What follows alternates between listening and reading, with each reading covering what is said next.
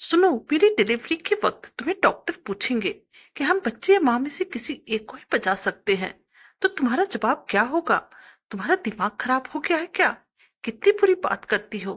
Please बताओ ना, मुझे जानना है कि तुम क्या कहोगे।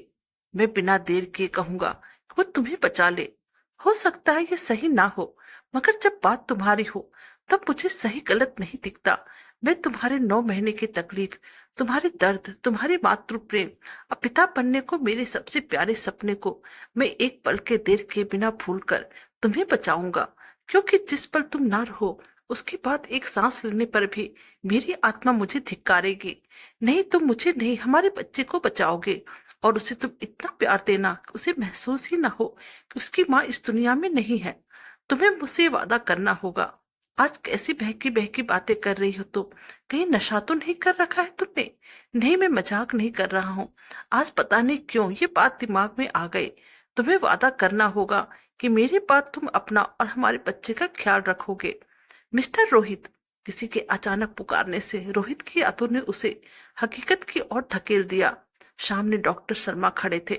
डॉक्टर साहब, मेरी पत्नी अपर्णा अब कैसी है? रोहित ने हड़बड़ाहट में सबसे पहले सवाल अपर्णा के बारे में ही पूछा। मुबारक हो, आपको बेटी हुई है। रोहित की बात को अनसुना करते हुए डॉक्टर ने रोहित के कंधे पे हाथ रखकर जबरदस्ती मुस्कुराते हुए कहा, वाह डॉक्टर साहब, आपने बहुत ही अच्छी खबर सुनाई। जानते हैं, मैं शर्त जीत गया। मैंने कहा था कि हमें पहले बेटी ही होगी, मगर अपर्णा ही जिद पर अड़ी थी कि नहीं, पहले लड़का होगा। वह खुश तो है ना हमारी बेटी को देखकर? मुझे ले चलिए उसके पास जल्दी से। रोहित की खुशी संभाली नहीं संभल रही थी। डॉक्टर शर्मा ने रोहित के कंधे पे हाथ रखे पकड़कर इस तरह मजबूत किया जैसे वो उसे संभालने के लिए खुद को तैयार कर रहे हो।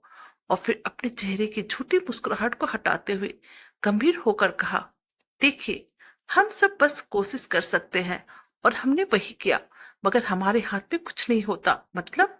आप क्या कर रहे हैं? मुझे समझ नहीं आ रहा। देखिए, मुझे उन दोनों के पास ले चलिए। मुझे अपर्णा का मुस्कुराता हुआ चेहरा देखना है। रोहित आगे की तरफ बढ़ते हुए बोला। डॉक्टर ने पीछे से कहा, हम लाख कोशिश के बाद भी आपकी पत्नी को नहीं बचा पाए। खून बहुत बह चुका था। बच्ची को तो बचा लिया, मगर अपर्णा अपने दर्द से और नहीं लड़ पाई।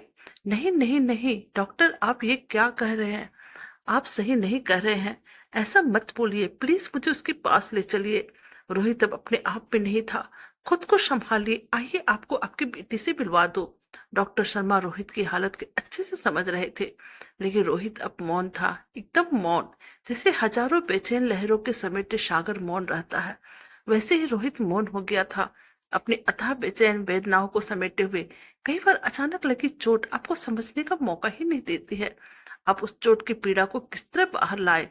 रोहित की चोट भी इतनी ही गहरी थी जिससे उसकी आत्मा तक तड़प उठी थी। जानती हो, ये कहना नहीं चाहिए क्योंकि इस वक्त तुम्हें इतनी तकलीफ सहनी पड़ रही है और फिर इतना ज्यादा दर्द भी सहना पड़ेगा, मगर फिर भी मुझे बहुत खुशी हो रही है। हमारे एक हो जाने के बाद अगर कोई और सपना मैंने देखा है तो वो है हमारे बच्चे का सपना। जितनी खुशी तुम्हें है उससे ज्यादा खुशी मुझे है रोहित।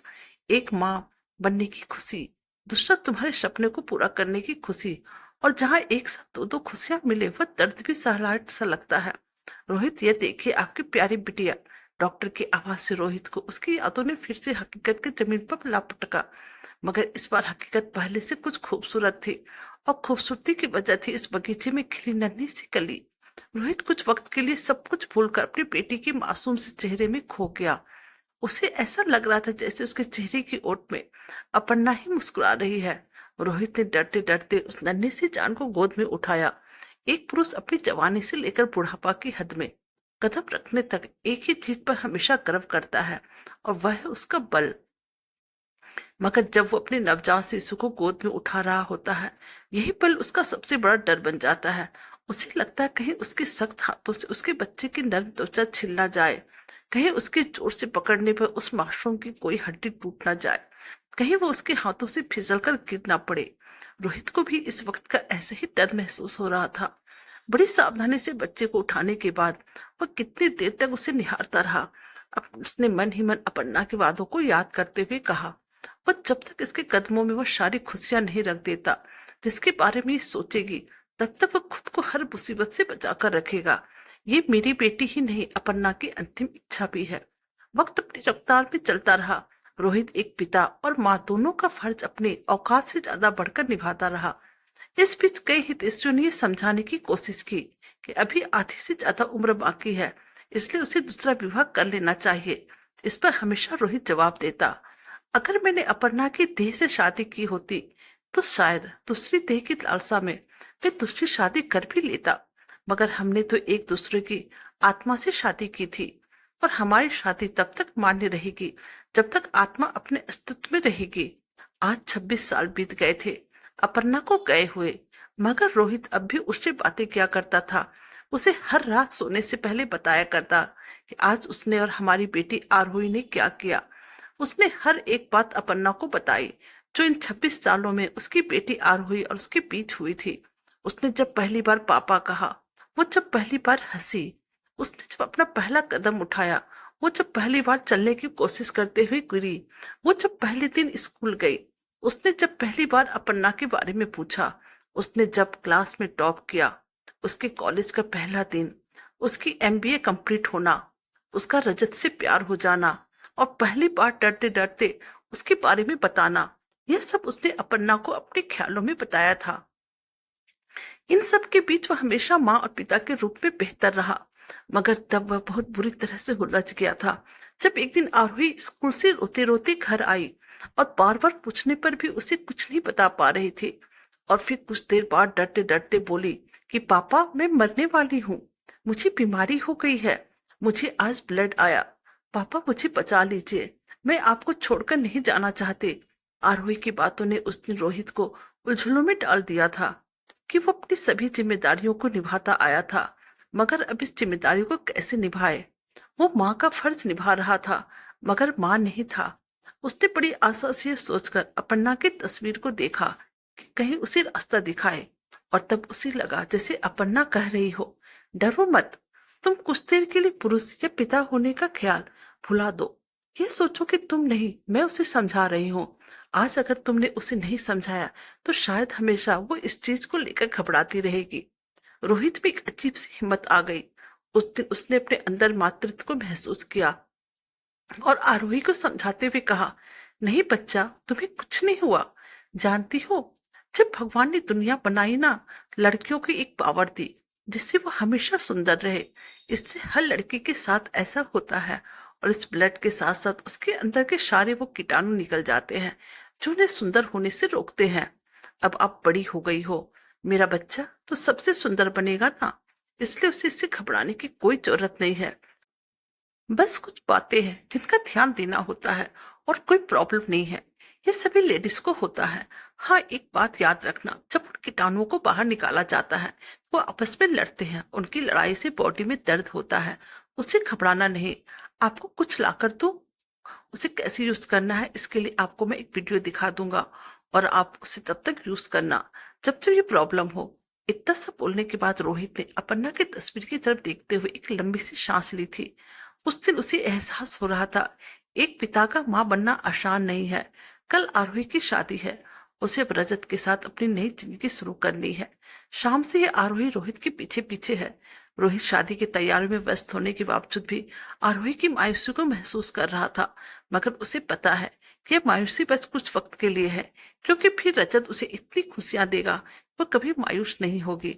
आरोही ने जब रोहित को रजत के बारे में डरते हुए बताया था, तब रोहित ने उसके सर पे हाथ फेरते हुए एक ही बात कही थी, बेटी, मैंने तुम्हारी माँ के जाने के बाद बस यही चाहा कि मैं माँ और बाप दोनों का प्यार तुम्हें हमेशा देता रहूं, तुम्हें खुश रखूं।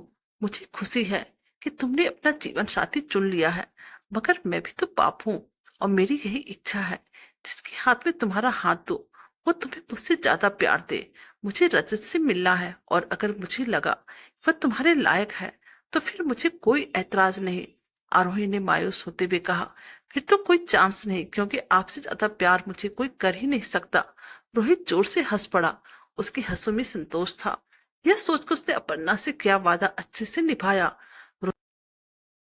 रोहित हंसते हुए बोला, मिलवाओ तो सही उससे, मुझसे थोड़ा कम भी प्यार करेगा तो चलेगा। आरोही ने रोहित को बड़ी जोर से गले लगा लिया था। रजत से मिलने पर उसकी एक बात ने ही रोहित का मन जीत लिया था। रोहित ने जब पूछा कि अगर मैं रिश्ते के लिए ना कर दूं तो क्या करोगे, तब रजत मुस्कुराते हुए बोला था, संतोष कर लूंगा। मैं जानता हूँ आरोही को आपने कैसे पाला है और वो आपके लिए वह क्या मायने रखती है। और मैं यह भी जानता हूँ आरोही आपसे ज्यादा किसी से प्यार नहीं करती। उसने पहले ही वार्न करके कह दिया था, अगर पापा ने मना कर दिया तो उसके बाद मुझसे मिलने की कोशिश भी मत करना। और मैंने उसे यही वादा किया है। मेरे लिए वो जितनी मायने रखती है उतना ही आप और आपकी खुशी भी। रजत की बातों ने रोहित का मन जीत लिया था। उसने उसी वक्त उसे गले लगाकर कहा, शुक्रिया मुझे मेरी जिम्मेदारियों से मुक्त करने के लिए। उसे इतना प्यार देना वो मुझे भूल जाए। रजत ने जवाब दिया था कि आप बच जाना बहुत मुश्किल है, मगर कोशिश करता रहूंगा। शाम से ही खुद को रोके रोके रात होते होते आरोही आखिर रोहित के कंधे पे टूटकर बिखर ही गई। अपनी अब तक की जिंदगी में आरोही जितना नहीं रोई होगी उतना वो आज रोहित के कंधे पर सर रखकर रोई थी। रोहित बस उसका सर सहलाता रहा और उसे वह सब समझाता रहा जो उसे उचित लगा। रोते रोते आरोही रोहित की गोद में सर रखकर सो गई। रोहित आज से पहले जब भी अपर्णा की तस्वीर देखता था उसके चेहरे पे चिंता होती थी। वो जिस तरह अपने कर्तव्यों को निर्वाह कर रहा है वह सही है या नहीं, मगर आज उसके चेहरे पर संतोष था। आरोही की शादी हो गई। उस दिन वो बहुत रोई और उसके जाने के बाद रोहित उससे भी ज्यादा रोया। आज उसने अपर्णा के बाद अपनी सबसे अनमोल संपत्ति को रजत के हाथों में सौंप दिया था। आरोही की शादी को 6 महीने बीत गए थे। शादी के बाद पहली बार वो 10-12 दिन के लिए रोहित के पास रहने के लिए आई थी।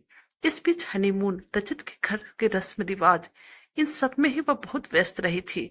आरोही ने बताया कि वह बहुत खुश है। रजत का परिवार बहुत ही अच्छा है और रजत तो जैसे आपका ही क्लोन है। फिर हंसते हुए बोली, पर क्लोन तो क्लोन होता है ना पापा, ओरिजिनल की बात ही अलग है। रोहित उसकी बात सुनकर बहुत ही खुश था।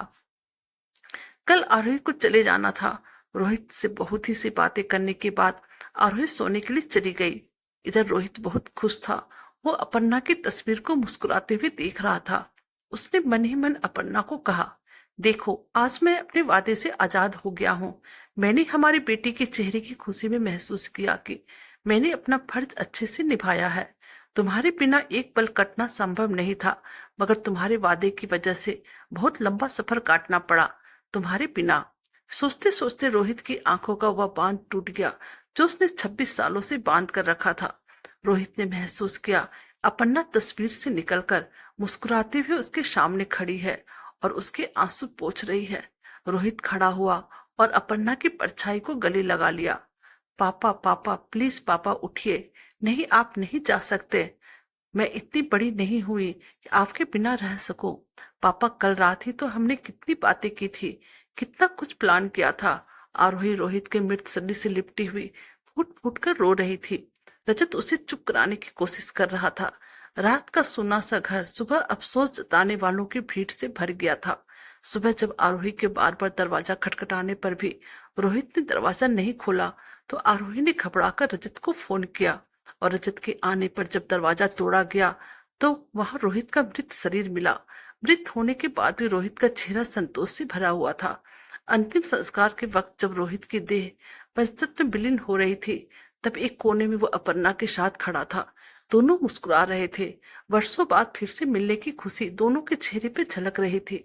उधर सूर्य अस्त हो रहा था। इधर इन दोनों की आत्माओं के मिलने की सुबह ने बड़ी शिद्दत से अंगड़ाई ली थी।